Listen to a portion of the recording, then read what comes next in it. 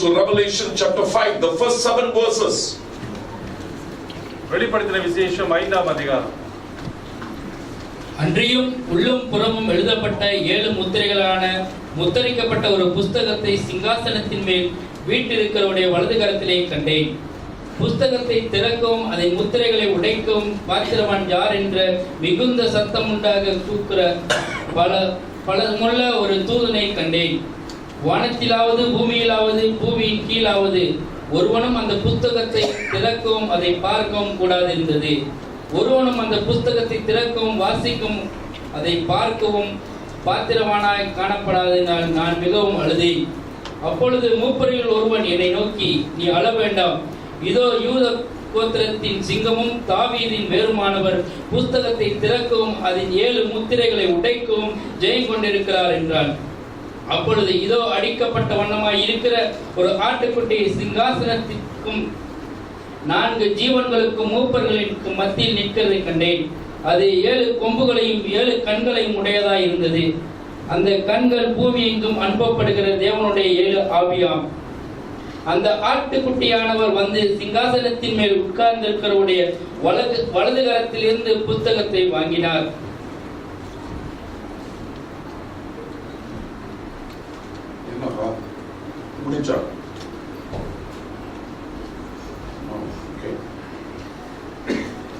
Shari, we have been looking at the 3 images that have been given to us in this particular passage. இந்த குறிப்பிட்ட அதிகாரத்திலே நமக்கு கொடுக்கப்பட்ட 3 விதமான ரூபங்களை குறித்து நாம் பார்த்து கொண்டிருக்கிறோம். All 3 images are a picture of Jesus Christ. இந்த 3 ரூபங்களும் இயேசு கிறிஸ்துவை பிரதிபலிக்கிறதாய் இருக்கிறது. Now we have already seen 2 images. நாம் ஏற்கனவே 2 ரூபங்களை குறித்து நாம் பார்த்து விட்டோம். One is the Lion of Judah. ஒன்றாவது யூதாவின் சிங்கத்தை குறித்து பார்த்தோம். He is our fighter. அவர் நம்முடைய யுத்தம் செய்கிறவராய் இருந்தார். Defender. நம்மை பாதுகாக்கிறவராய் இருந்தார். The one who stands for us and battles for us. நமக்காய் எழும்பி நின்று யுத்தம் செய்கிறவராய் இருந்தார். Secondly, we saw the root of David. இரண்டாவது தாவீதுடைய குலக்கொழுந்தை நாம் பார்த்தோம். He is our hope. அவர் நம்முடைய நம்பிக்கையாய் இருந்தார். He never disappoints us. நம்மை ஒருபோதிலும் அவர் வெட்கப்படுத்தவில்லை. All his promises can be trusted and depended on. அவர் கொடுத்த எல்லா வாக்குத்தத்தங்களின் மேல் நாம் நின்று அதை நம்பி இருக்க முடியும். Now today we are going to look at the land. இன்றைய நாளிலே நாம் தேசத்தை நிலத்தை குறித்து பார்க்க போகிறோம். Land. ஆட்டுக்குட்டியானவரை குறித்து பார்க்க போகிறோம். That is in verse 6. 6ஆம் அதிகாரத்தில் வசனத்தை நாம் பார்க்கலாம். Now this is very important, so I want you to pay some close attention. இது மிகவும் ஒரு முக்கியமான ஒரு காரியம், எனவே நன்றாய் நீங்கள் கவனிக்கும்படியாக கேட்டுக்கொள்கிறேன். Now John sees this lamb as if it is slain. இந்த ஆட்டுக்குட்டியானவர் அறையப்பட்டிருப்பதாக யோவான் பார்க்கிறார். Let us read verse 6. 6ஆம் வசனத்தை மீண்டும் வாசிப்போம். அப்பொழுது இதோ அடிக்கப்பட்ட வண்ணமாயிருக்கிற ஒரு ஆட்டுக்குட்டி சிங்காசனத்திற்கும் அதன் 4 ஜீவன்களுக்கும் மூப்பர்களுக்கும் மத்தியில் நிற்கிறது கண்டேன். அது 7 கொம்புகளையும் 7 கண்களையும் உடையதாய் இருந்தது. அந்த கண்கள் பூமி எங்கும் அனுப்பப்படுகிற தேவனுடைய 7 ஆவிகளாம். Now there are 2 words I want you to take notice in this passage. இந்த வசனத்தின் இந்த பகுதியிலே 2 வார்த்தைகளை நீங்கள் அடையாளமிட்டுக் கொள்ள வேண்டும். Number 1, I saw a lamb standing. ஒன்றாவது ஒரு ஆட்டுக்குட்டியானது நிற்பதை நான் பார்த்தேன். Now the word standing in Greek has a particular tense. இங்க கிரேக்க வார்த்தையிலே ஒரு குறிப்பிட்ட காலத்தை குறித்து சொல்கிறது. It has a particular meaning. The word standing. நிற்கிறதாய் கண்டேன் என்று சொல்லும் பொழுது ஒரு குறிப்பிட்ட காரியத்தை குறித்து சொல்கிறது. Simply means a past completed action. கடந்த காலத்தில் செய்து முடிக்கப்பட்ட ஒரு நடவடிக்கை. But the results are continuing perpetually or eternally. ஆனால் செய்து முடிக்கப்பட்ட அந்த காரியத்தினுடைய விளைவு தொடர்ந்து நிகழ்காலம் வரைக்கும் அது போய் கொண்டே இருக்கிறது. Another word is the word slain. இன்னொரு வார்த்தை சொல்லும் பொழுது அறையப்பட்டிருந்தார், அடிக்கப்பட்டிருந்தார். Now the word slain also means something that was slain some time back. இந்த அடிக்கப்பட்டார் என்று சொல்வது ஏற்கனவே இறந்த காலத்தில் நடந்து முடிந்த ஒரு சம்பவம். But we have the results continuously. ஆனால் அறையப்பட்ட காரணத்தின் நிமித்தமா அதனுடைய விளைவு இன்றும் நடந்து கொண்டிருக்கிறது. Now listen very carefully. John sees the lamb standing there for a long time. யோவான் பார்க்கும் பொழுது இந்த அடிக்கப்பட்ட இந்த ஆட்டுக்குட்டியானவர் மிகுந்த நீண்ட காலமாக நின்று கொண்டிருப்பதை அவன் பார்த்தார். And it looks like the lamb is going to stand there eternally. அவர் பார்க்கும் பொழுது இந்த அடிக்கப்பட்ட ஆட்டுக்குட்டியானவர் நிரந்தரமாக அங்கவே நின்று கொண்டிருப்பார் என்பதை போல அவன் பார்த்தார். And it is not an ordinary lamb, it is a lamb that has been slain. ஆனால் அந்த ஆட்டுக்குட்டியானது சாதாரண ஒரு ஆட்டுக்குட்டி அல்ல, ஆனால் சிலுவையில் அடிக்கப்பட்ட ஆட்டுக்குட்டியானதாக இருந்தது. So John looks at a lamb and it looks like a slain lamb, something that has gone through much pain and torture. யோவான் பார்க்கும் பொழுது அந்த அடிக்கப்பட்ட அந்த ஆட்டுக்குட்டியானது மிகவும் சித்திரவதைக்கப்பட்டு மிகவும் கஷ்டமான சூழ்நிலையில் அடிக்கப்பட்டு அது அங்கேயே அப்படியே நின்று கொண்டிருப்பதாக கண்டார். Now I'm going to go into something important now. ஒரு முக்கியமான காரியத்துக்கு நாம் போக போகிறோம். How will Jesus look like in heaven? Have you thought about it? யாராவது கற்பனை பண்ணி பார்த்திருக்கீங்களா இயேசு கிறிஸ்து பரலோகத்தில் அவர் எப்படி இருப்பார் என்று? When you go to heaven, நீங்க பரலோகத்துக்கு போகும் பொழுது you will be introduced to Jesus, the Savior. நீங்க உங்களை காப்பாற்றி உங்களை ரட்சித்த இயேசுவுக்கு நீங்கள் அறிமுகப்படுத்தப்படுவீர்கள். Will he be a spirit? Will he be a spirit? அவர் ஆவியிலே இருப்பாரா? Will he be somebody who has no form or body? அங்க இருக்கிற இயேசு கிறிஸ்துவானவர் அப்படியே எந்த ஒரு உருவமும் இல்லாமல் எந்த ரூபம் இல்லாமல் இருப்பாரா? How do you think Jesus will look like in heaven? பரலோகத்துல இயேசு கிறிஸ்து எப்படி இருப்பார் என்று நினைக்கிறீங்க? Because if you know that, to a large extent you will know how you will look like in heaven. அது எந்த அளவுக்கு இயேசு கிறிஸ்து இருப்பார் என்று தெரிந்திருந்தால் நீங்க பரலோகத்துல எப்படி இருப்பீங்கன்னு உங்களுக்கு தெரியும். Now let me give you an answer. ஒரு பதிலை உங்களுக்கு கொடுக்கிறேன். Jesus will look like exactly as he looked like when he rose from the dead. இயேசு கிறிஸ்துவானவர் மரணத்திலிருந்து உயிர் தெழுந்த பொழுது எப்படி இருந்தாரோ அதே வண்ணமாக அப்படியே காட்சி அளிப்பார். He will look like a man. ஒரு மனுஷனை போல இருப்பார். He will be with his scars. அவருடைய தழும்புகள் எல்லாம் உடம்பெல்லாம் நிறைஞ்சிருக்கும். Remember in John chapter 20, யோவான் 20ஆம் அதிகாரத்திலே he came to Thomas. அவர் தோமாவினிடத்தில் வந்த பொழுது put your hand finger into this hole. அந்த தன்னுடைய கையில நடுவுல இருக்கிற அந்த துவாரத்துக்குள்ள கையை விட்டு பாருன்னு சொல்லுவார். And put your hands on my sides, the scars are still there. என்னுடைய விலா எலும்புல இருக்கிற அந்த காயத்துல கையை வச்சு பாரு, எல்லாம் அந்த தழும்புகள் எல்லாம் இன்னும் அப்படியே இருக்குது. And otherwise he was Jesus, the same Jesus they ate with, they worked with, they ministered with before he went to the cross. அதே இயேசு கிறிஸ்து தான் சிலுவைக்கு செல்வதற்கு முன்பதாக அவர்களோடு ஊழியம் செய்தார், அங்க இங்க போய் வந்தார், அவர்களோடு உட்கார்ந்து சாப்பிட்டார். The cross, listen carefully, the resurrection or the cross changed to two things in the body of Jesus. இயேசு கிறிஸ்து சிலுவையினுடைய மரணத்திலிருந்து உயிர்த்தெழுந்த அந்த உயிர்த்தெழுதல் அவருடைய சரீரத்தில் இரண்டு காரியங்களை செய்தது. Number one, the cross obviously gave him scars. அந்த மரணமானது நிச்சயமாக அவருடைய சரீரத்திலே தழும்புகளை கொடுத்திருந்தது. Number two, after the resurrection, இந்த உயிர்த்தெழுதலுக்கு பிறகு Jesus, you will find that he can go through closed doors. இயேசு கிறிஸ்துவான உயிர்த்தெழுந்த பிறகு அடைக்கப்பட்டிருந்த கதவு வழியாக அப்படியே உள்ளே போனார். So but otherwise he looked exactly like Jesus. அதெல்லாம் தவிர்த்து அப்படி பார்க்கும் பொழுது இயேசு கிறிஸ்து அப்படியே ஒரு மனுஷனை பார்க்கிறது போல இருப்பார். He was the same Jesus, same height, the same body, the same face that they experienced for 3.5 years when he was ministering among them. அவர் உயிர்த்தெழுந்து வந்த பொழுது சீஷர்கள் பார்த்த இயேசு கிறிஸ்து எப்படி என்றால் அவரோடு 3.5 வருட காலமாக அவர்களுடன் இருந்து ஊழியம் செய்து அவர்களுக்கு கற்றுக் கொடுத்த அதே இயேசு கிறிஸ்து போல தான். When you go to heaven, நீங்கள் பரலோகத்திற்கு போன you are going to see Jesus Christ like that. அப்படிப்பட்ட ஒரு இயேசுவை தான் நீங்கள் பரலோகத்தில் காண்பீர்கள். It will be the same Jesus that Peter saw when he was on earth. உலகத்தில் எப்படி இருந்த பொழுது யோவான் பேதுரு பார்த்தானோ அதே இயேசு கிறிஸ்து தான் பரலோகத்தில் இருப்பார். He will have the scars. அவருக்கு தன்னுடைய கைகளிலே தழும்புகள் இருக்கும். That's why theologians say there is only one thing that is man made in heaven. வேத நிபுணர்கள் ஆராய்ச்சி செய்து சொன்ன ஒரு காரியம் என்னவென்றால் பரலோகத்திலே மனுஷனால் செய்யப்பட்ட ஒரு காரியம் பரலோகத்தில் இருக்குதுன்னா அது இயேசுனுடைய தழும்புகள் தான். Only one thing, nothing else. There's only one thing man made in heaven. பரலோகத்திலே மனுஷனால் செய்யப்பட்ட ஒரு காரியம் இருக்குனாக்கா அது இயேசுனுடைய தழும்புகள் தான். So Jesus will be like that. இயேசு அப்படியே தான் இருப்பார். Now let us read one or two verses just to clarify. ஒரு சில வசனங்களை வாசித்தது உறுதிப்படுத்துவோம். Chapter 1 verse 8. அப்போஸ்தலர் 1:8. Very quickly. The வசனம் புரியுதோ? அப்போஸ்தலர் 1:8. ஆமா.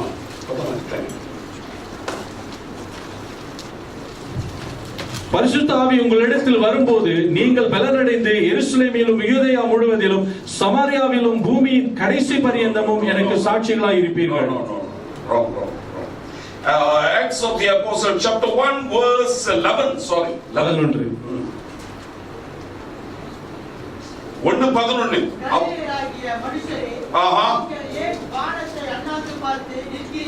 Now listen very carefully.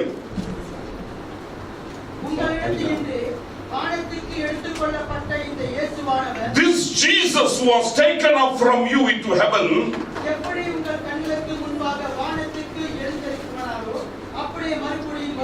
will come in the same way as you saw him go into heaven. Now in 1 Timothy chapter 2 verse 5. 1 Timothy 2ஆம் அதிகாரம் 5ஆம் வசனம். Paul says, பவுல் சொல்லுகிறார், we have a mediator in heaven. நமக்கு ஒரு மத்தியஸ்தர் இருக்கிறார். And he is the man Jesus. He calls him the man Jesus. அவரை ஒரு ஆண் அவர்தான் இயேசு கிறிஸ்து என்று சொல்லுகிறார். Now listen very carefully. கவனமாய் கேளுங்க. When Jesus came as a man into this world, இயேசு கிறிஸ்துவானவர் மனிதனாக உலகத்துக்கு வந்த பொழுது he did not abandon his deity.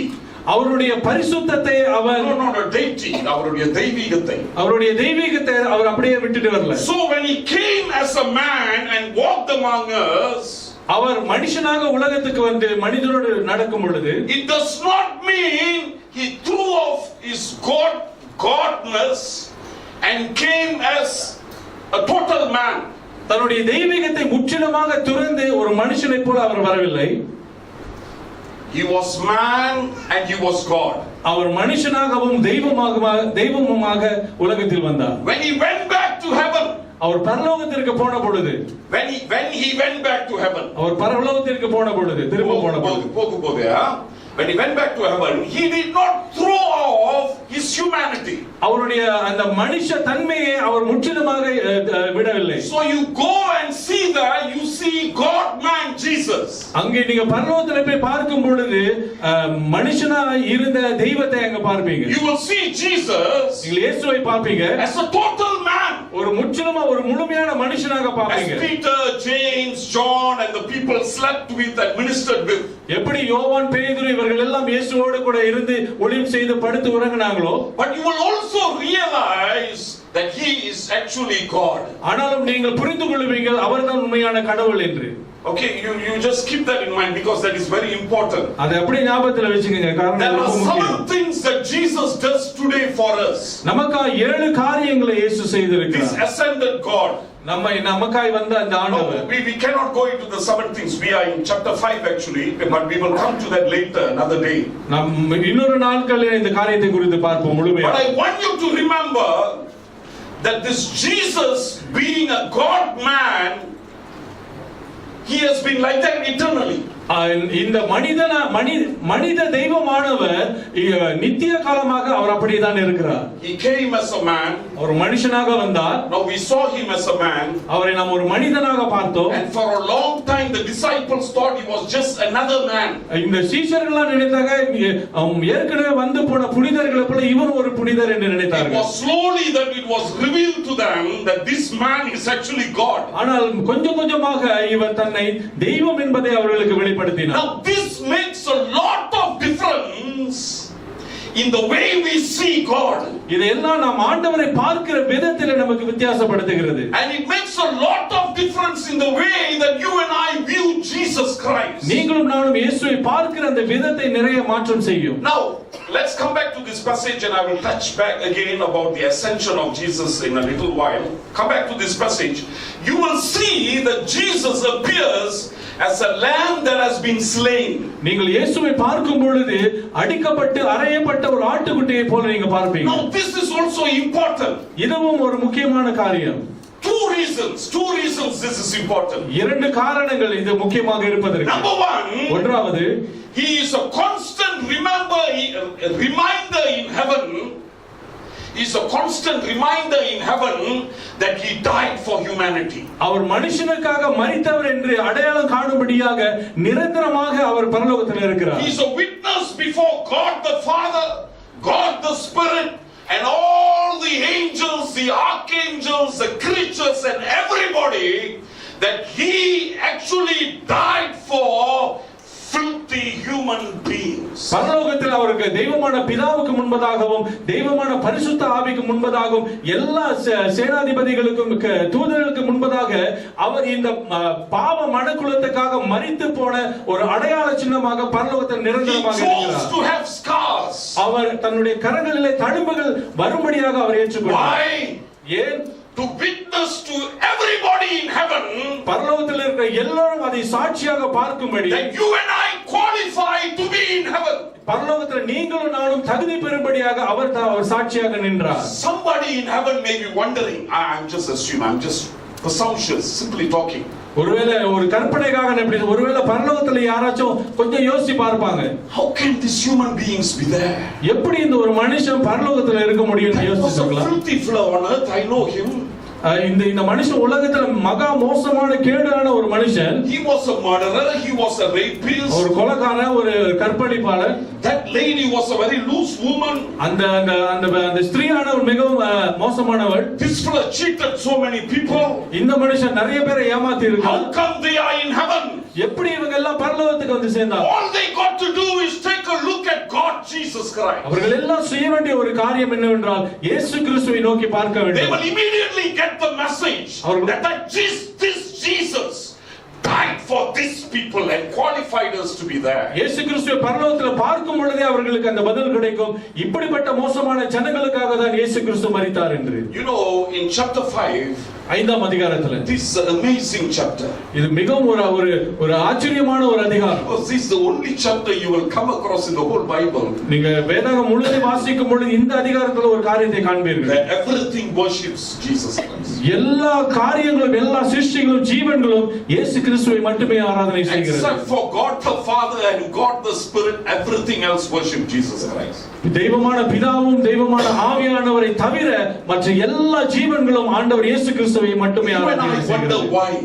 இதை குறித்து நாம் ஆச்சரியமாக ஏன் என்று one of the reason is Jesus is there as a lamb.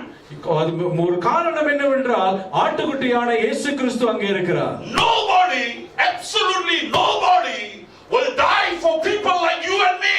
உங்களை போன்ற நம்மை போன்ற ஒரு மகா மோசமான மனுஷர்களுக்காக யாருமே உயிர் கொடுக்க மாட்டாங்க. The Bible tells us that we are evil to the highest degree. வேதாகம் சொல்லுகிறது நாம் மகா கேடுள்ள மனுஷர்களாக we are filthy and we deserve only death and damnation. நாம் அழுக்கும் கேடுள்ளவர்களாக இருக்கிறபடி நமக்கு உகந்த காரியம் நீதி அநீதி நமக்கு தண்டனை தான் நமக்கு உகந்தது. Suddenly God demonstrates his character. ஆனா திடீரென்று ஆண்டவர் இயேசு கிறிஸ்து தம்முடைய குணாதிசயத்தை வெளிப்படுத்துகிறார். All heaven and earth see a different side of God. இந்த பரலோகத்தில் உள்ள எல்லா காரியங்களும் உலகமும் ஆண்டவருடைய மற்றொரு பாகத்தை பார்க்க ஆரம்பிக்கிறது. They see him as a God of love. அவர் தேவன் அன்பு நிறைந்தவராக இந்த உலகம் பார்க்கிறது. How much does he love you and me? உங்களையும் என்னையும் அவர் எவ்வளவாய் நேசிக்கிறார். How much can you love? How much can you love? எவ்வளவு தான் நம்மால நேசிக்க முடியும், அன்பு செலுத்த முடியும்? How much can you love your wife, love your husband, love your partner? How much? எவ்வளவுக்கு அதிகமா உங்க கணவரையோ மனைவியோ நீங்க நேசிக்க முடியும்? Everybody has a limit, you know. எல்லாருக்கும் ஒரு அளவு இருக்கிறது. One time you can forgive and love. ஒரு தடவை நீங்க மன்னிச்சு மறுபடியும் நேசிக்கலாம். What about if your wife continues to be a prostitute?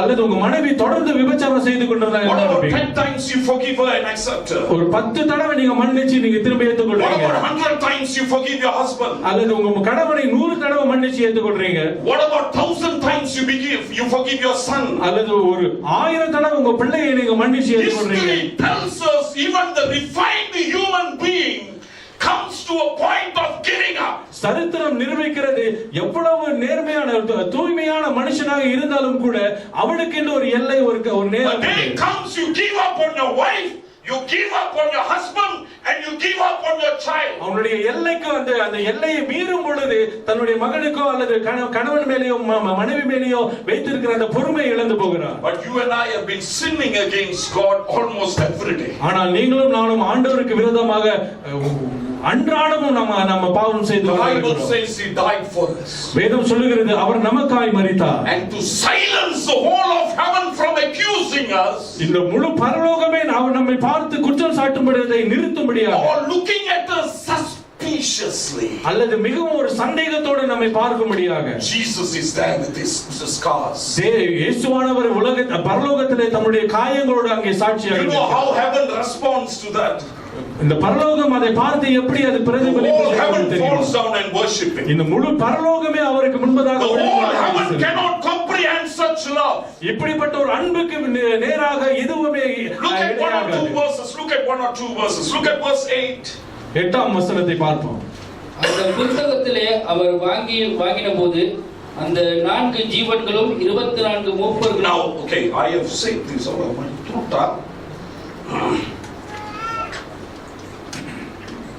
Today they made nasilama in the house, put poison. Okay, now let's go to verse 8. 8ஆம் வசனம். அந்த புத்தகத்தை அவர் வாங்கினபோது அந்த 4 ஜீவன்களும் the 4 creatures. 4 ஜீவன்கள். Now earlier when you read in chapter 4, 4ஆம் அதிகாரத்தில் வாசிக்கும் பொழுது the 4 creatures will worship God the Father.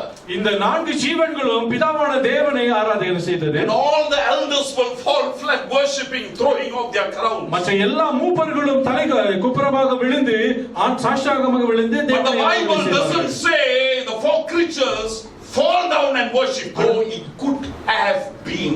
ஒருவேளை அங்கே அந்த 4 ஜீவன்களும் குப்புற விழுந்து ஆண்டவர் ஆராதனை செய்திருக்கலாம். ஆனால் வசனம் அப்படியே சொல்லவில்லை. Okay, படிப்பா. அந்த 4 ஜீவன்களும் 24 மூப்பர்களும் தங்கள் சுரமண்டலங்களையும் பரிசுத்தவான்கள் ஜெபமாகிய தூப வர்க்கத்தால் நிறைந்த பொற்கலசங்களை பிடித்துக் கொண்டு ஆட்டுக்குட்டியானவருக்கு முன்பாக வணக்கமாய் விழுந்து. ஆட்டுக்குட்டிக்கு முன்பதாக they fall down before the lamb. ஆட்டுக்குட்டியானவருக்கு முன்பதாக அவர் விழுந்து ஆராதனை செய்தார். Now let us go to verse 13. 13வது வசனம். John is not finished yet. John is not finished yet. யோவான் இன்னும் முடிக்கவில்லை. He wants you to know that sorry, it's not only the creatures and the elders who are worshiping. Look at what John writes. இங்க யோவான் ஜீவன்கள் மட்டுமல்ல மூப்பர்கள் மட்டுமல்ல இன்னும் யார் அங்கே ஆராதனை செய்கிறார்கள் என்று சொல்லுகிறார். Crazy fellow, how does he know this verse? இந்த பைத்தியக்காரன் இவனுக்கு எப்படி இதெல்லாம் தெரிய ஆரம்பிச்சது? But look at that verse. ஆனால் வசனத்தை பாருங்கள். அப்பொழுது வானத்தில் And I heard there was sound in heaven. Where was this sound of worship coming from? வானத்திலே துதியின் முழக்கங்கள் கேட்டது என்று யோவான் சொல்லுகிறார். அப்பொழுது வானத்திலும் பூமியிலும் பூமியின் கீழ் இருக்கிற சிருஷ்டிகள் யாவும் பூமியில் உள்ளவைகள் யாவும் அவற்றில் அடங்கியுள்ள வஸ்துக்களும் சிங்காசனத்தின் மேல் வீட்டிற்கு ஆட்டுக்குட்டியானவருக்கு ஸ்தோத்திரம் கனமும் மகிமையும் வல்லமையும் சதா காலங்களிலும். And I heard, okay, thanks brother. And I heard every creature, all, not one ant or one mosquito escapes. Every creature. எல்லா மிருக ஜீவராசிகளும் எறும்பானாலும் சரி அல்லது ஒரு கொசுவும் கூட அது மிஞ்சவில்லை. எல்லா ஜீவன்களும். Where does this sound comes from? All these creatures, where are they? எங்கே இருந்து இந்த சத்தங்கள் எல்லாம் வந்து இந்த ஜீவன்கள் எல்லாம் எங்கே இருந்து வந்தது? Some are in heaven. சில பரலோகத்தில் இருந்தது. Some are on earth. சில உலகத்தில் இருந்தது, பூமியில் இருந்தது. Some are under the earth. ஒரு சில மிருக ஜீவராசிகள் உலகத்தின் அடியில் இருந்தது. Some even hears from inside the sea. இங்கே கடலுக்கு சமுத்திரத்தின் ஆழத்தில் இருந்து கூட ஜீவன்கள். From the bottom of the sea, the shellfish. இந்த கடலின் ஆழத்தில் இருந்து மீன்கள் எல்லாம் அவரை under the earth. இந்த உலகத்தினுடைய அடியில் உள்ள உலகம். And John says that all that is in them. அவருக்குள்ள இருக்கிற எல்லா ஜீவன்களும். what did they say? எல்லாம் என்ன சத்தமிட்டு சொன்னது? Who sits on the throne and to the Lamb. சிங்காசனத்தில் வீற்றிருக்கிறவரும் ஆட்டுக்குட்டியானவருக்கும் be blessing and honor and glory and might forever and ever and ever and ever and ever. ஸ்தோத்திரமும் கனமும் மகிமையும் வல்லமையும் சதா காலங்களிலும் உண்டாகிறதாக என்று சொல்ல கேட்டேன். The only response, the proper response to the crucified God is simply every worm and insect on this earth worshiping Him. இந்த சிலுவையில் அடிக்கப்பட்ட இந்த ஆட்டுக்குட்டியானவருக்கு மறு உத்தரவு கொடுப்பது எப்படி என்றால் உலகத்தில் உள்ள எல்லா மிருக ஜீவராசிகளும் எல்லா ஜீவ ஜந்துகளும் ஆண்டவரை ஆராதனை செய்ய வேண்டியது. Maybe they understood something that we redeemed people have not understood. ஒருவேளை இந்த உலகத்தில் உள்ள இந்த மிருக ஜீவன்களுக்கு எல்லா ஜீவராசிகளுக்கும் அறிந்த ஒரு விஷயம் மீட்கப்பட்ட நமக்கு விளங்காமல் போயிருக்கிறது. Forget about those who do not know Christ. ஆண்டவரை அறியாத ஜனங்களை விட்டு விடுவோம். We are talking about people who know Christ and who are so unappreciative of what He has done for us. ஆண்டவரை அறியாத ஜனங்களை விட்டு விடுவோம். ஆனால் ஆண்டவரை அறிந்த ஜனங்கள் ஆண்டவர் நமக்காய் செய்த இந்த பெரிதான காரியத்தை விளங்கிக் கொள்ளாமல் அதுக்காக நன்றி சொல்ல தெரியாமல் இருக்கிற ஜனங்களை குறித்து நாம் சொல்லுவோம். You know what is the problem? பிரச்சனை என்ன தெரியுமா? One of the problem is that we think we are somebody. பிரச்சனை என்ன? நம்ம எல்லாரும் நாம் யாரோ ஒரு ஆளு அப்படினு சொல்லி நினைச்சிட்டு இருக்கோம். We think we have value. நாம எல்லாம் மிக விலையேற பெற்றவர்கள் என்று நினைக்கிறோம். We have identity. நமக்கு ஒரு அடையாளம் இருக்கிறது என்று நினைக்கிறோம். We think we are somebody in this world. இந்த உலகத்தில் நாம் யாரோ ஒருத்தர் என்று சொல்லி பிரபலமானவர் என்று சொல்லி நினைக்கிறோம். We think we can do some things and we can accomplish something. நாம் நினைக்கிறோம் நம்ம எல்லா இந்த காரியங்களை செய்து முடித்து சாதிக்க முடியும் என்று நினைக்கிறோம். We think we have special ability. நமக்கு ஒரு விசேஷ திறமைகள் இருக்கிறது. The Bible puts us down, people of God. ஆனால் தேவஜனமே இந்த வேதாகமம் நம்மை கீழே தள்ளி போடுகிறது. The Bible tells us we are totally deprived. ஆனா இந்த வேதாகமம் சொல்லுகிறது நாம் கைவிடப்பட்டவர்கள் என்று சொல்லுகிறது. Our heart is totally corrupted. நம்முடைய இருதயம் மகா கேடுள்ளதாய் இருக்கிறது. We love the darkness. நாம் இருளை அதிகமாக நேசிக்கிறோம். We rebelled against God. நாம் கடவுளுக்கு விரோதமாக we are filthy human beings that needs to be crushed. நாம் அடித்து போடப்படக்கூடிய பாவம் நிறைந்த அழுக்குள்ளவர்களாக இருக்கிறோம். The Bible says He purchased us with His blood. ஆனால் வேதம் சொல்லுகிறது அவருடைய சொந்த இரத்தத்தினாலே நம்மை விலை கொடுத்து வாங்கினார். And this is what that has not been the heaven or creatures have not been able to comprehend. இந்த ஒரு காரியத்தை தான் இந்த மிருக ஜீவன்கள் அனுபவிக்க முடியாது. விளங்கிக் கொள்ள முடியாது. How do you redeem people like this? இப்படிப்பட்ட மோசமான ஜனங்களை எப்படி நீங்க காப்பாத்துவீங்க? We are not good people. நாம் நல்ல ஜனங்களே கிடையாது. We are a rebellious Lord. நாம் முறுமுறுக்கிற எதிர்ப்பு தெரிவிக்கிற ஜனங்கள். நாம் அழுக்கானவர்கள். Now think about your own self. உங்களை சொந்த நீங்களே உங்களை நினைத்து பாருங்க. You are a good person. நீங்க ஒரு நல்ல ஆளா? Look at your heart. இருதயத்தை பாருங்க. Every thought is corrupted. நம்ம ஒவ்வொரு சிந்தனையும் அது அழுக்குள்ளதாக இருக்கு. Our heart is simply black, that's all. நம்முடைய இருதயம் அப்படியே இருளா இருக்குது, அவ்வளவுதான். Dirty and filthy we are, only we will know. நாம் எவ்வளவு மோசமானவங்க எவ்வளவு அழுக்கானவங்கன்னு நமக்கு தான் தெரியும். What about if we can take your thought, pluck out your thought. Okay, not you la, me. Pluck out my thoughts. ஒருவேளை என்னுடைய சிந்தனை அப்படியே வெளியே எடுத்து for the last 1 week everything that I thought, இந்த போன ஒரு வாரத்துல நான் என்னென்ன கற்பனை பண்ணேன் என்னென்ன யோசிச்சேன் இதெல்லாம் எடுத்து convert it into a movie, அத எல்லாத்தையும் அப்படியே மாற்றி ஒரு படமாக செஞ்சா, and just say some genius screams it in front of you 1 week. Yeah. This is what your Rev.C.Paul thought. யாராவது ஒரு ஞானி ஒரு திறமை அதிக ஞானம் உள்ள ஒரு மனுஷன் என்னோட சிந்தனையெல்லாம் எடுத்து இதுதான் இந்த ஒரு வாரமா இந்த பாஸ்டர் C.Paul பார்த்த நினைச்ச காரியம் அப்படின்னு படமா காட்டுனா, can I promise you something? ஒரு காரியத்தை உங்களுக்கு நான் வாக்கா அப்படியே சொல்லலாமா? And I think I'm very serious. நினைக்கிறேன் இது ரொம்ப சீரியஸா நான் சொல்றேன். உண்மையா I'm speaking before God. ஆண்டவருக்கு முன்பதாக பேசுகிறேன். I promise you. நான் உங்களுக்கு நிச்சயமா சொல்றேன். I'll commit suicide. நிச்சயமா நான் தற்கொலை பண்ணிக்குவேன். It is too filthy. காரணம் அவ்வளவு அழுக்கானது. I cannot leave after you know what I have thought for the past 1 week. இந்த கடந்த ஒரு வாரத்துல நான் என்ன யோசிச்சேன்னு நீங்க தெரிஞ்சீங்கனாக்க நீங்க இருக்க மாட்டீங்க. Believe me.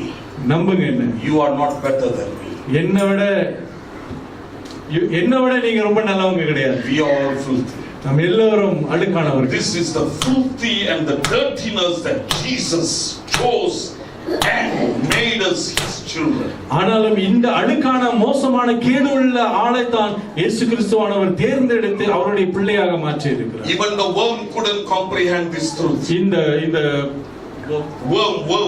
புழுக்கு கூட இந்த காரியத்தை விளங்கிக் கொள்ள முடியாது. And what does the worm and the butterfly and the fly and the mosquito does? புழுக்களோ அல்லது வண்ணத்து பூச்சியோ அல்லது கொசுக்களோ எந்த ஒரு பூச்சி இனமாக இருந்தாலும் John tells us they fall down before him and worship him. ஆனால் யோவான் சொல்லுகிறார் இவைகள் எல்லாம் ஆண்டவருக்கு முன்பதாக விழுந்து அவரை ஸ்தோத்திரம் செய்தது. The arrogant being is a Christian.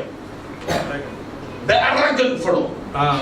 மிக ஒரு மேட்டிமையான ஒரு எண்ணம் உள்ள ஒரு மனுஷன். I'm free, I'll come and worship God. அவர் எனக்கு நேரா இருந்தா நான் வந்து ஆண்டவர் ஆராதிக்கிறேன் அப்படின்னு சொல்ற ஒரு ஆள். Sila got extra means we will sila right la. ஏதாவது கொஞ்சம் பார்க்கலாம், ஏதாவது கொஞ்சம் கூட இருந்துச்சு எக்ஸ்ட்ரா இருந்தா அப்புறம் பார்க்கலாம் அப்படின்னு. That look like one kind to me in the church, you know, so I don't want to come to this church.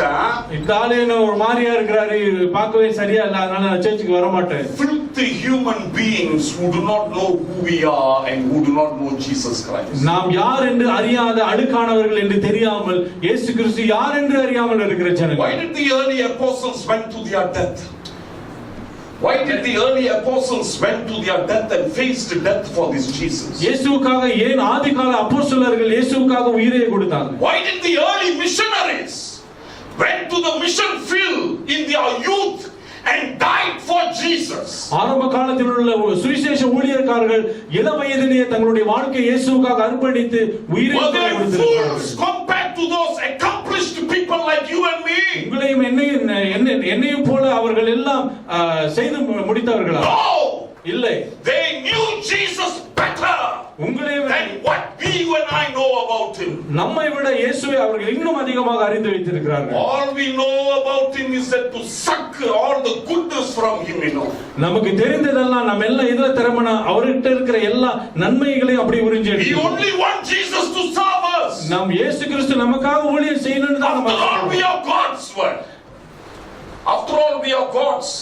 நம்ம எல்லாம் கடவுள்கள் என்று நாம் நினைத்திருக்கிறோம். We are big shots. நம்ம எல்லாம் பெரிய ஆட்கள். We are great people. நம்ம எல்லாம் பெரிய பலவான்கள். Therefore, God serve me. அதனால ஆண்டவர் வந்து எனக்கு ஊழியம் செய்யணும் என்று எதிர்பார்க்கிறோம். I have stepped on a nail. God, come and heal me. Come on, do it fast. ஆண்டவரே நான் எனக்குள்ள ஒரு ஆணி மாட்டிட்டு இருக்கேன், உடனே எனக்கு வந்து உதவி செய்யுங்க. I got a problem with my boss in my working place in Singapore. என்னுடைய சிங்கப்பூர் வேலையிடத்துல என்ன முதலாளியோட ஒரு பிரச்சனை இருக்கு, நீங்க உடனே வந்து எனக்கு உதவி செய்யுங்க. What are you doing there looking and watching? Send a lightning, get that flood down.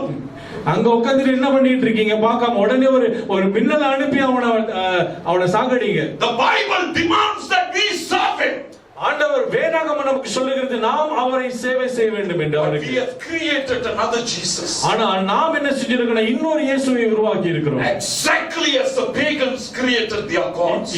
இந்த பாகால் தீர்க்கதரிசிகள் உருவாக்கின ஒரு கடவுளை புறஜாதிகள் உருவாக்கின இந்த கடவுளை போல நாம் இன்னொரு இயேசு கிறிஸ்துவை உருவாக்கி இருக்கிறோம். You know why the pagans created gods? இந்த புறஜாதிகள் ஏன் ஒரு கடவுளை உருவாக்கினாங்க தெரியுமா? They created gods because they wanted the God to serve them. அவர்களுக்கு வேண்டியதெல்லாம் கடவுள்கள் அவர்களுக்கு சேவை செய்யணும் என்று. We couldn't create Jesus Christ. நாம் இயேசுவை உருவாக்க முடியாது. So we turned him around. அதுக்கு பதிலா நம்ம என்ன செஞ்சோம், அவரை நான் திரும்பிக்கிட்டோம். We gave him a different face. அவருக்கு இன்னொரு முகத்தை நாம் கொடுத்திருக்கோம். We gave him a different character. இன்னொரு குணாதிசயத்தை இயேசுவுக்கு உருவாக்கினோம். And we became very happy in the church.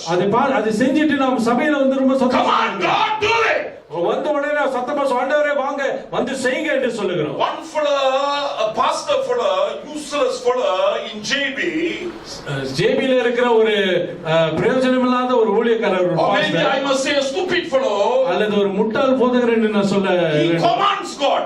அவர் என்ன சொல்றாரு, ஆண்டவரை பார்த்து கட்டளையிடுறார். Holy Spirit, I command you, touch. பரிசுத்த ஆவியே உனக்கு நான் கட்டளையிடுறேன், வந்து தொடர்ந்து சொல்றாரு. We have come to the position of commanding God. இப்பொழுது நாம எல்லாரும் எப்படி இருக்கோம்னா ஆண்டவருக்கு கட்டளையிடுற அந்தஸ்துல வந்து நிக்கிறோம். This is what happens when we do not know who we are and we do not know who God is. இதுதான் நடக்கும். நாம் யார், ஆண்டவர் யார் என்று நாம் அறியாமல் இருந்தால் இப்படி தான் நடக்கும். He is worshipped by every single thing in this world. இந்த உலகத்தில் உள்ள ஒவ்வொரு ஜீவன்களாலும் அவர் ஆராதிக்கப்பட்டார். It looks like John is telling us everything is created to worship. I wonder what heaven will sound like. இந்த யோவான் சொல்லுகிறார் எல்லா ஜீவன்களும் அவரை ஆராதிக்க வேண்டும் என்றே உருவாக்கப்பட்டது. அப்படினா பரலோகத்துல அந்த சத்தம் எப்படி இருக்குன்னு ரொம்ப ஆச்சரியமான ஒரு காரியம். We always wonder how heaven looks like. பரலோகம் எப்படி இருக்குன்னு சொல்லி நாம கொஞ்சம் we wonder நாம யோசிக்கிறோம்.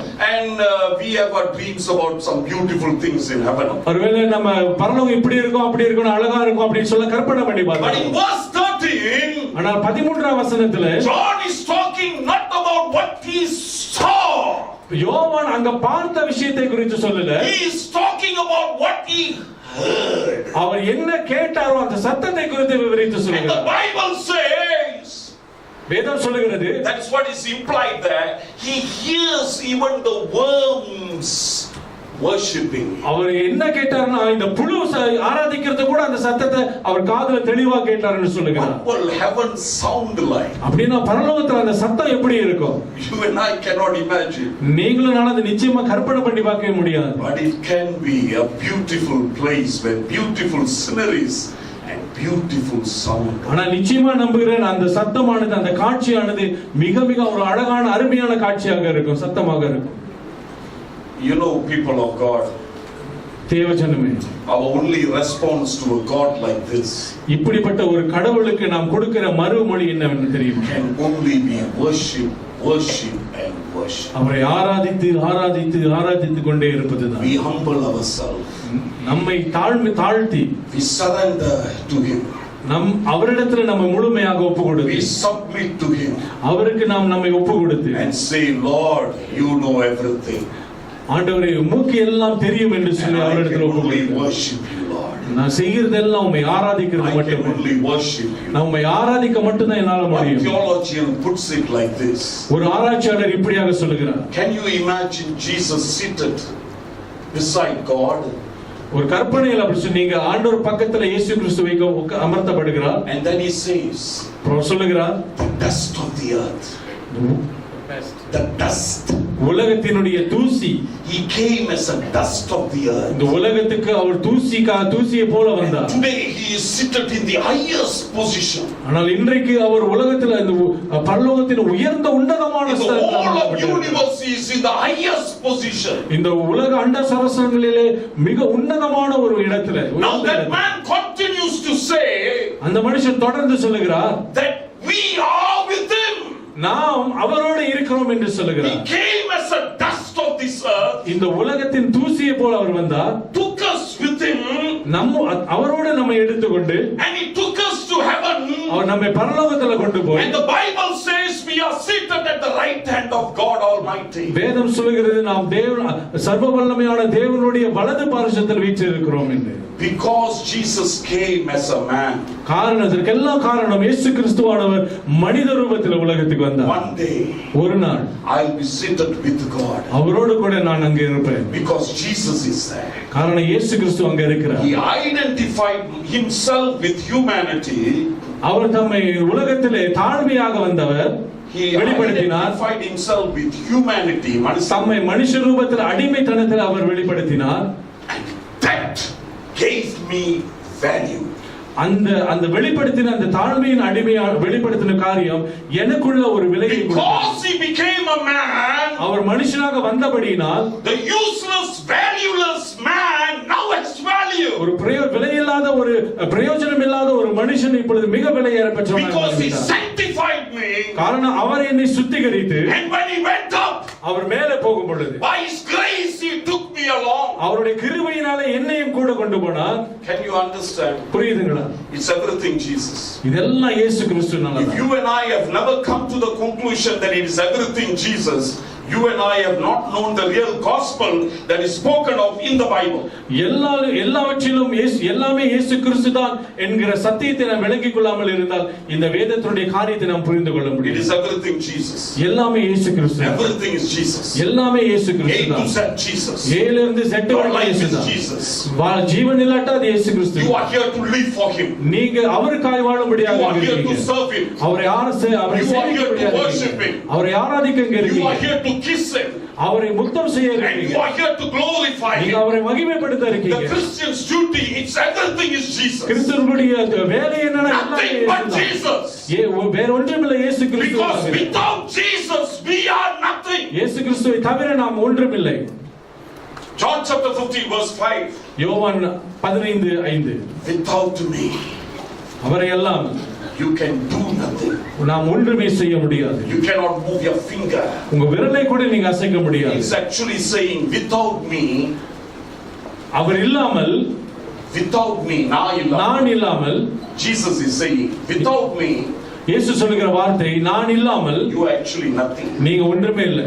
Now I want to finish with your story. கடைசியா ஒரு கதை சொல்லி முடிக்கிறேன். This was from a movie. ஒரு படத்துல இருந்த ஒரு கதை. Narnia என்ற ஒரு Narnia written by this man what C.S. Lewis.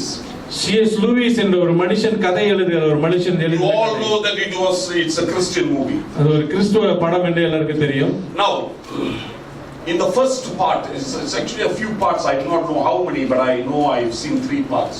எனக்கு 3 பாகங்கள் இருக்கு. இந்த ஒரு முதல் பாகத்துல in the first part, முதல் பாகத்துல this people of Narnia, these children, இந்த நார்னியாவில் உள்ள பிள்ளைகள் சிறுவர்கள் get into trouble. பிரச்சனைக்குள்ள மாட்டிக்கொள்றாங்க. The enemies will come. அது எதிரிகள்லாம் வந்து அவங்களை தாக்க வராங்க. There will be a witch. அங்க ஒரு மந்திரவாதி இருப்பா. And she will have lot of animals coming and attacking the good people. அந்த மந்திரவாதி என்ன செய்வா, அந்த நிறைய மிருகங்களை உண்டாக்கி அந்த பிள்ளைகளை வந்து தாக்கும்படியாக கொண்டு வருவா. Suddenly the lion comes. திடீரென ஒரு சிங்கம் வருது. That's Aslan. அது Aslan என்ற பெயர். He roars, whoa!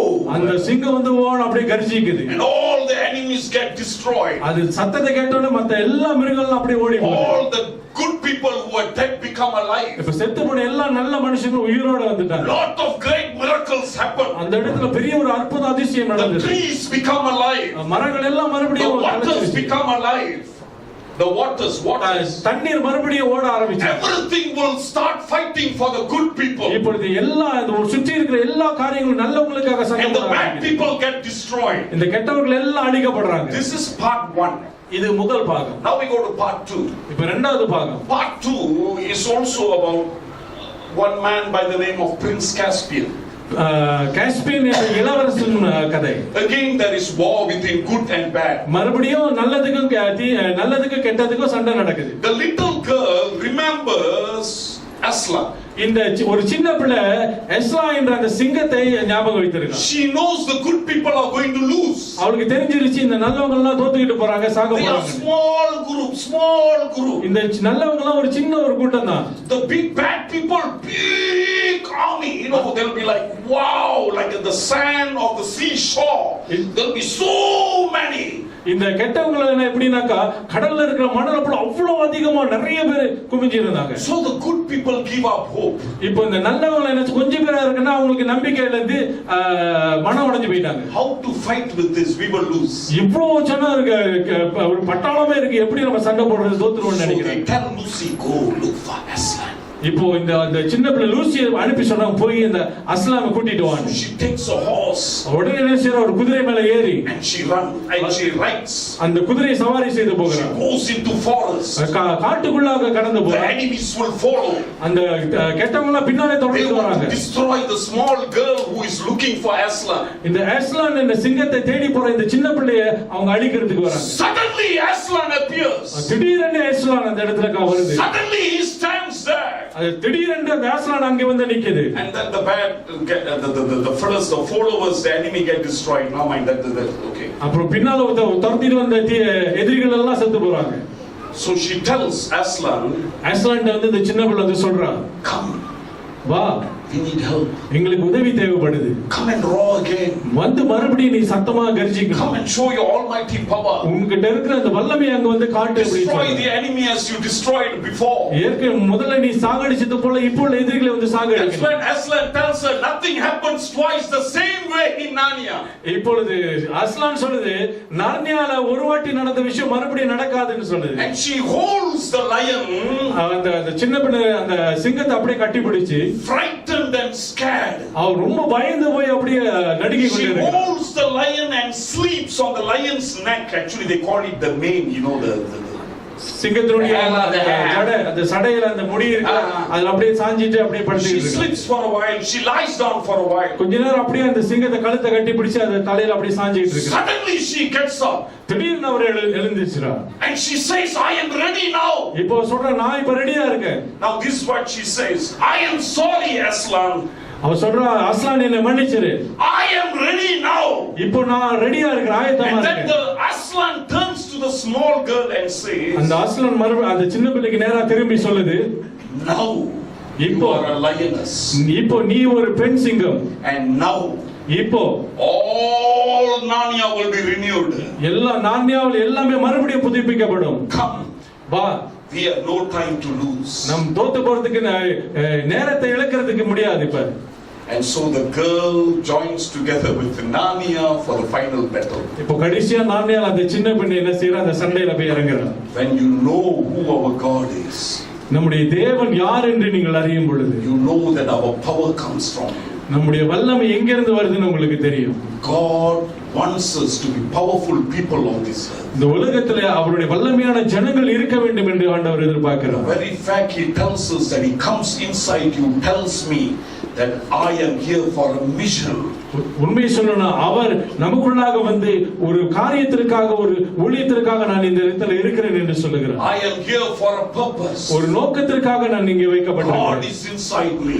ஆண்டவர் எனக்குள்ளாக இருக்கிறார். And the more I lean on him, நான் எவ்வளவுக்கு எவ்வளவு அவரை நான் சார்ந்து இருக்கிறேன், and the more I hold him, எவ்வளவுக்கு அதிகமா அவரை நான் பிடித்துக் கொண்டிருக்கிறேன், and the more I rest in him, எவ்வளவுக்கு அதிகமா அவரோடு நான் ஓய்வெடுக்கிறேன், I sleep on this God. இந்த ஆண்டவருக்கு சாய்ந்து அவருக்கு மேல நான் எவ்வளவு தூங்குகிறேன். Something happens to me. ஏதோ ஒன்று எனக்குள்ளாக நடக்கிறது. Something mystical happens. எனக்குள்ளாக ஒரு மாற்றம் ஒரு வித்தியாசமான காரியம் நடக்கிறது. The power of the lion comes inside me. இந்த யூதாவின் சிங்கத்தினுடைய வல்லமை எனக்குள் வருகிறது. Aslan turns to the girl and says, now you are a lioness. இந்த அஸ்லான் சிங்கம் திரும்பி பார்த்து சொல்லுகிறது, இப்பொழுது நீ ஒரு பெண் சிங்கம் என்று சொல்லுகிறது. From a frightened little girl, பயந்து போன ஒரு சின்ன பிள்ளையிலிருந்து, from a girl who has no hope, நம்பிக்கை இழந்து போன ஒரு சின்ன பிள்ளை, you are now ready to renew the whole land. இப்போ இந்த முழு தேசத்தையே மறுபடியும் புதுப்பிக்கிறதுக்கு நீ ஆயத்தமாயிட்ட. All this happened. இதெல்லாம் நடந்தது எப்படின்னா, because God became man. காரணம் ஆண்டவர் மனுஷனாக வந்தபடினால. And that's Jesus. அதுதான் அவர்தான் இயேசு கிறிஸ்து. He not only saved us, people of God, அவர் நம்மை ரட்சித்தது மட்டுமல்ல, he is preparing us for a wonderful place. அவர் ஒரு நல்ல ஒரு சிறந்த இடத்திற்காக நம்மை ஆயத்தப்படுத்திக் கொண்டிருக்கிறார். இந்த உலகத்துல we are his army. அவருடைய சேனாதிபதிகளாக நாம், we are his warriors. நாம் அவருடைய வீரர்களாக இருக்கிறோம். we are his fighters. அவருடைய போர் செய்கிறவர்களாக we இருக்கிறோம். are the defenders of truth. நாம் சத்தியத்தை பாதுகாக்கிற வீரர்களாக we இருக்கிறோம். are the ones who establish the kingdom. இந்த ராஜ்யத்தை ஸ்தாபிக்கிறவர்களாக இருக்கிறோம். we are here as the light and the salt. நாம் இந்த உலகத்திற்கு உப்பாகவும் நாம் God has a purpose for every one of us. நமக்குள் இருக்கு, நம்மில் இருக்க ஒவ்வொருத்தருக்கும் ஆண்டவர் nobody is not important. அவர் ஒருவனும் முக்கியம் இல்லாதவன் கிடையாது. The very fact that Jesus has come into us tells me that he has transformed me for a particular destiny. ஆண்டவர் இந்த உலகத்திற்கு வந்து நம்மை ஒவ்வொருத்தரையும் ஒரு குறிப்பிட்ட நோக்கத்திற்காக மாற்றி இருக்கிறார். The most important thing, மிக முக்கியமான காரியம், is that we must stand on the truth. நாம் சத்தியத்திலே நாம் நிற்க வேண்டும். Don't compromise truth. சத்தியத்தை விட்டு கொடுக்க கூடாது ஏதாவது ஒரு காரியத்திற்காக. John chapter 17, I think in verse 17, யோவான் 17 நினைக்கிறேன். Is it right? Sanctify them in the truth. Your word is truth. உம்முடைய சத்தியத்தினாலே அவர்களை பரிசுத்தமாக்கும் உம்முடைய வசனமே சத்தியம். Now சொல்லிட்டு முடிச்சிடுறேன் ஒரு 2 நிமிஷம். What does the word sanctify them in the truth means? சுத்தப்படுத்தும் என்ற வார்த்தைக்கு அர்த்தம் என்ன படிச்ச நீ? சுத்திகரிக்கும். 17 அதான் படிச்ச. என்ன படிச்ச? அட என்னடா இன்னும் சின்ன பைபிள் கிடைக்கல உனக்கு. செல்ல கடை பைபிள். உம்முடைய சத்தியத்தினாலே அவர்களை பரிசுத்தமாக்கும். Right okay. அந்த வசனத்தை மண்டல வச்சுக்கொள்ளுங்க, பைபிள் பார்க்காதீங்க. Sanctify them in the truth. சத்தியத்தினாலே அவர்களை பரிசுத்தமாக்கும். உம்முடைய என்ன சொன்னீங்க? சத்தியத்தினாலே உம்முடைய சத்தியத்தினாலே அவர்களை பரிசுத்தமாக்கும். Okay, what is Jesus? The word sanctify. The word sanctify. பரிசுத்தமாக்கும் என்ற வார்த்தை. I think we all know the meaning. I have told this multiple times. உங்க எல்லாருக்கும் இந்த வார்த்தையோட அர்த்தம் தெரியும். The word simply means separate. அது எளிமையா சொல்லணும்னா பிரித்தெடுப்பது. Now that's the word we use for holiness. பரிசுத்தத்திற்கு அதை தான் நாம் பயன்படுத்தும். பரிசுத்தமாகனா தனியா பிரித்து எடுக்கிறது. Don't use the word holiness here. Just don't use it.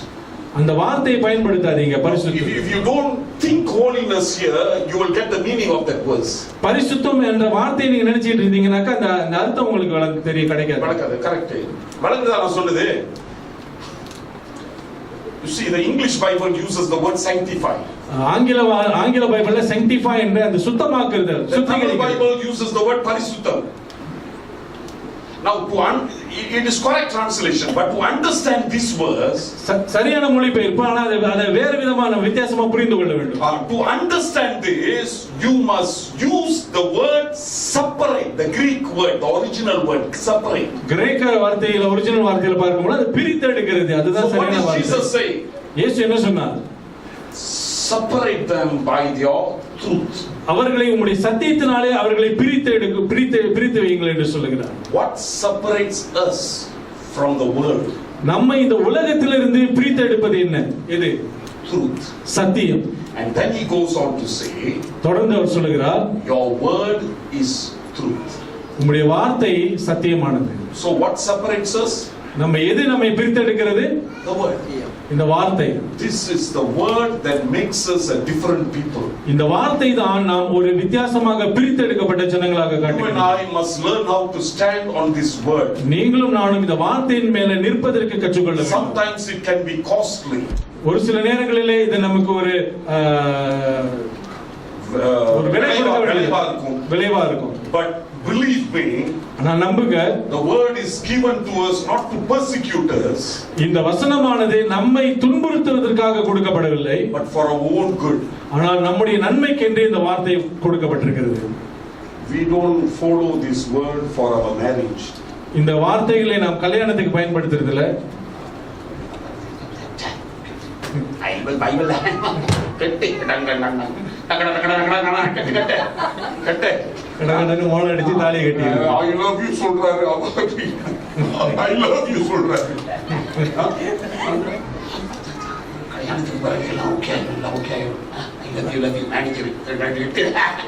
அடிச்சு பிடிச்சு இருந்தாலும் கல்யாணத்துக்கு பிறகு ஐ லவ் யூ சொல்லிட்டு எல்லாம் சரி. அன்றாவி உருப்படாது. கேளு, நான் சொல்றத கேளு. நான் நிச்சயமா சொல்றேன், இங்க இருந்து சொல்றேன், உருப்படாது. அப்படி ஏதாவது யோசிச்சுக்கிட்டு இருந்தா இப்பே ஒண்ணு அதை கொண்டு அல்லாட்டி நீ செத்து போயிரு, அல்லாட்டி நீ வாழ்க்கை முழுவதும் சாகணும். நான் சொல்றேன் தமிழ்ல அது கொஞ்சம் கிராஸா. So listen very carefully. கவனமாய் கேளுங்க. This is the word that separates us from the world. இந்த வார்த்தை தான் நம்மை உலகத்திலிருந்து பிரித்து எடுக்கிறது. And it's given to us for a God who died for us, by a God who died for us. இந்த வார்த்தையானது நமக்காய் மரித்த ஆண்டவரினால் கொடுக்கப்பட்டது. And today he appears in heaven. இந்த அவர் பரலோகத்தில் இருக்கிறார். With the same scars. அதே காயங்களுடன் அவர் இருக்கிறார். One day you go to heaven. ஒரு நாள் நீங்கள் பரலோகத்துக்கு போகும் பொழுது you can put your finger inside. அவருடைய கைகளில் அந்த தழும்புகள் உங்க விரலை வச்சு பார்க்க முடியும். Can I do it, Jesus? இயேசுவே நான் கையை விட்டு பார்க்க முடியுமான்னு கேட்கலாம். He might indulge you, allow you to do that. ஒருவேளை அவர் அனுமதிக்கலாம். You can do that. நீங்க செஞ்சு பார்க்கலாம். He has the scars. அவருடைய கைகளிலே தழும்புகள் இருக்கும். To silence the whole of heaven. இந்த பரலோகத்தையே வாயை மூட வைக்க முடியும். To tell you that he loves you. உங்களை நேசிக்கிறார் என்று சொல்லி அவர் பரலோகத்தில் வாயை உடைக்க You முடியும். are purchased by His blood. ஆண்டவர் அவருடைய இரத்தத்தினால் வாங்கப்பட்டதனால் அவருக்கு நன்றி சொல்லுங்க. This tells us that we don't live for this world anymore. We live for the Jesus who died. இந்த ஒரு காரியம் போதும், நாம் இந்த உலகத்துக்காக வாழ்வதில்லை, ஆனால் நமக்காய் மரித்த ஆண்டவருக்காய் வாழ்கிறோம். அனைவரும் எழுந்து நிற்போம். Shall we stand?